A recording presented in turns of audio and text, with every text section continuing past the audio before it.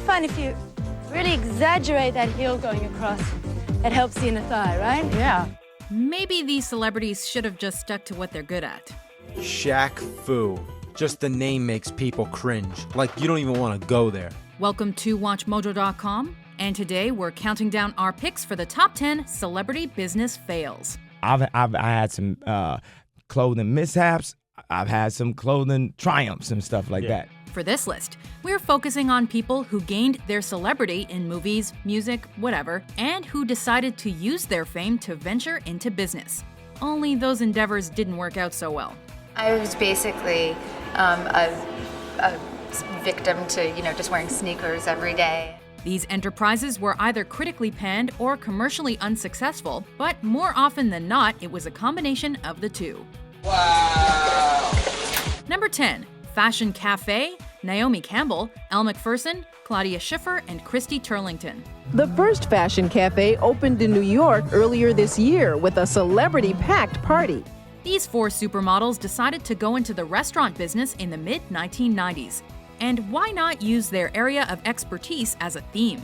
With two businessmen brothers, the ladies opened New York's Fashion Cafe in 1995 and quickly began construction on a London location that never opened.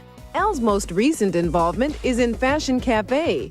She traveled to London to check out an old theater building that will house the second restaurant in the planned chain. The restaurant never drew crowds, and critics found the connection between fashion and food puzzling, saying the theme was off-putting to customers, or at least that it didn't inspire them to, eat. I have my career.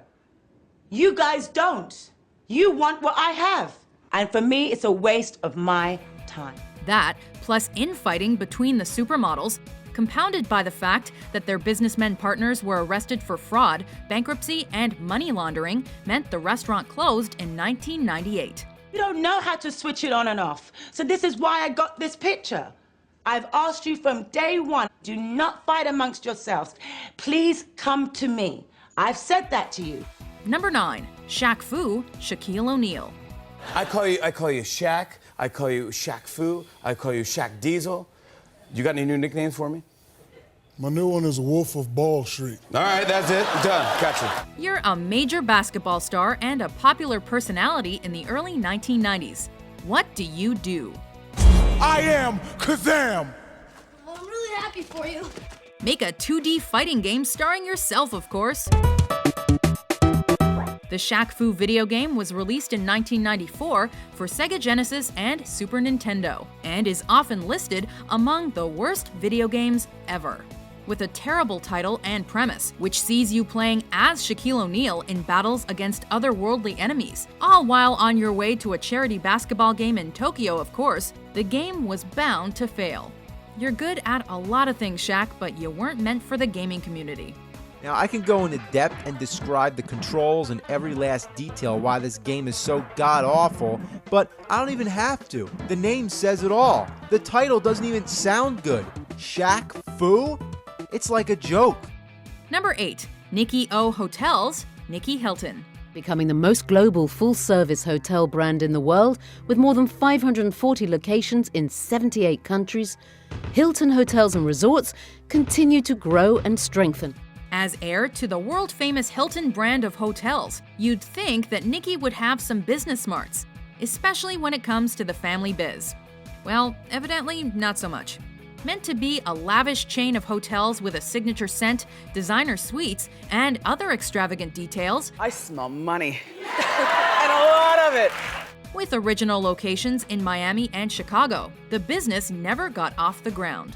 The company filed for bankruptcy after 1 year, and to add insult to injury, Hilton was later sued by her partners for breach of contract. That business-savvy gene may have skipped a generation. I could never imagine living here. I couldn't either. I would die. Number 7, Flavs Fried Chicken, Flavor Flav.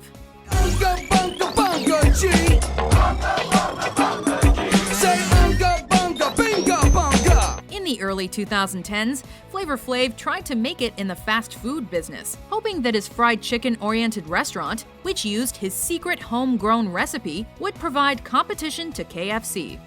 Well, he was wrong. After opening one store in January 2011 in Iowa, The restaurant quickly closed just 3 months later.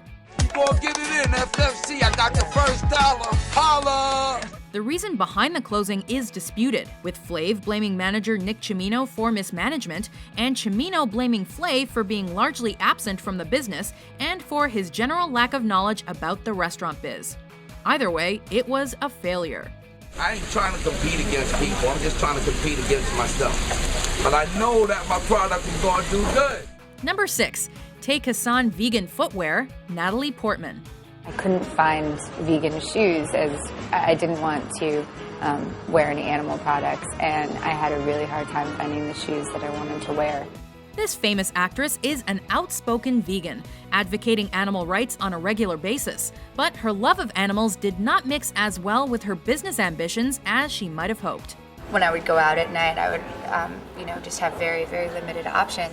Portman partnered with designer shoe store Take Hassan in 2008 to create vegan-friendly footwear, meaning shoes that are not made from any animal byproduct, and a portion of the proceeds would go towards animal charities. I'll kill your f***ing dog for fun, so don't push me! While it was undoubtedly a good cause and idea, the shoes flopped, as no one ended up buying them. Later that year, the store closed, leaving Portman's business dreams unfulfilled. Number 5.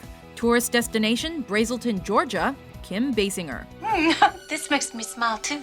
This model and actress had big ambitions, planning to turn a nowhere town, Brazelton, Georgia to be exact, into a major tourist destination.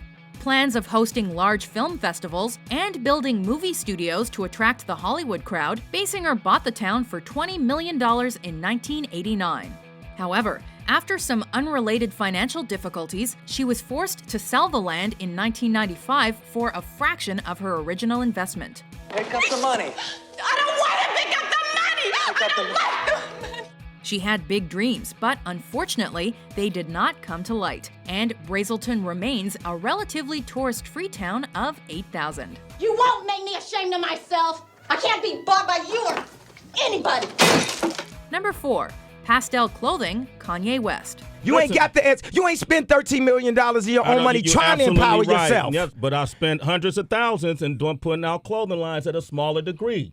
All I'm asking you... And there ain't no Ralph, though. Kanye may think he's the king of all music, but his career in business has struggled to reach those same heights. Kanye West wants you to pay $120 for a white t-shirt. So Kanye has paired up with a French clothing company to design a white t-shirt. In 2005, Fashion Plate West began to have dreams of his own fashion line and started sampling his clothes to crowds at his concerts. So go ahead, go nuts, go ape. Especially in my pastel on my page. Act like you can't tell who made this new gospel, homie. Take 6 and take this, hater. Pictures of the threads then went online, but almost immediately, it was announced that the pastel line was done, and no clothes would ever be released. And I could lose money on a higher level, too. Despite this failure, however, Yeezy went on to release a relatively successful women's brand, so we're thinking we haven't seen the last of Mr. West's passion for fashion. When I did the Louis Vuittons, it was only one shot, but the problem is I tasted that clean water, and it tasted so good.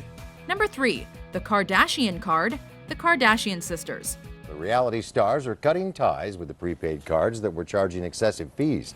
In 2010, the Kardashian sisters launched the Kardashian Card, a bright, glitzy-looking credit card that actually acted as a prepaid debit card and targeted to young adults, specifically women, who were still trying to get on their feet financially. The worst offender may be the new Kardashian Card, named for the reality show Celebutants.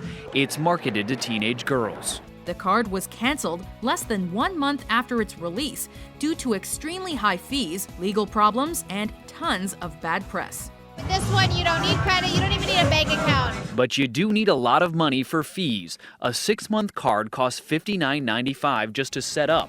The girls made a statement saying they didn't want anything to do with predatory lending and that their reputation as, quote, honest, ethical, and fun-loving individuals who are kind and caring to others, end quote, was too important to sacrifice.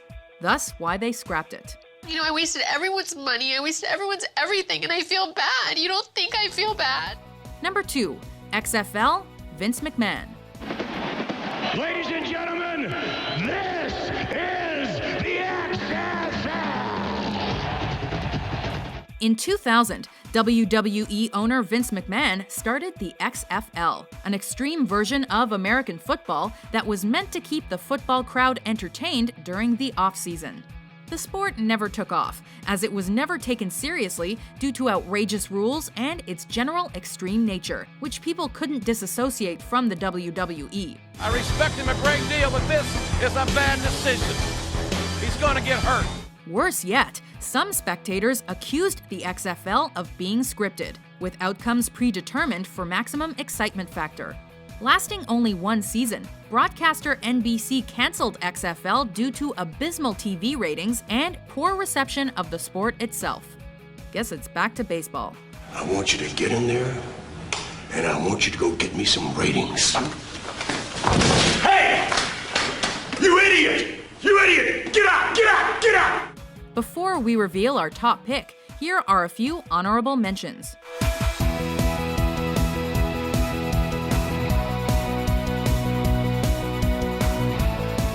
It's been 2 years since 38 Studios collapsed. Employees stopped getting paychecks.